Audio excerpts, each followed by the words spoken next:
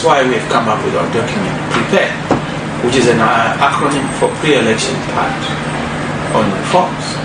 PREPARE is meant to address the 7 critical issues that must be addressed, one of which is the security of the vote and the security of the voter, the professionalism and independence of the Zimbabwe Electoral Commission itself, especially the people who populate the commission, must be of unimpeachable character, of unquestionable credentials and integrity, who are non-partisan, who are above party consideration. So we have raised these issues with them. So our prepared document has actually been lodged with them. We have also raised these issues with the government. Yes, we have a disputed government, but we are raising this with ZANU-PF because they are a player. It takes two to tango. They are a significant player. For that reason, we've engaged them. We have raised these issues with ZEC.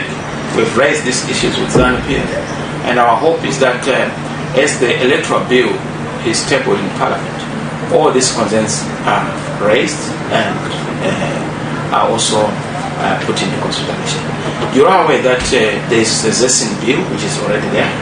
There is the ZANU-PF stroke government bill that is there. There is some arrangement, I think in Poland, some arrangements that they had.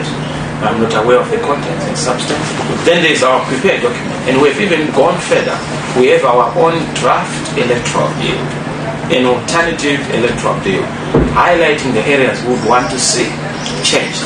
It's there, it's available, and we are ready to give it to ZEC, to government, the Minister of Justice, if they want to use it. Even in Parliament, our parliamentarians are fully briefed. We are ready to give our input, and if our concerns and inputs are taken on board, if the election comes, we'll respect the outcome. So there are a lot of people who are actually saying that President Nelson Chamisa is quiet, he's silent, he's not addressing some issues to do with the electoral malpractices. But those people are people who are not following Advocate Nelson Chamisa. No, Advocate Nelson Chamisa has said times without numbers about the reforms, about the pressures which are being exerted on ZANU-PF, on Zimbabwe Electoral Commission, as well as the government.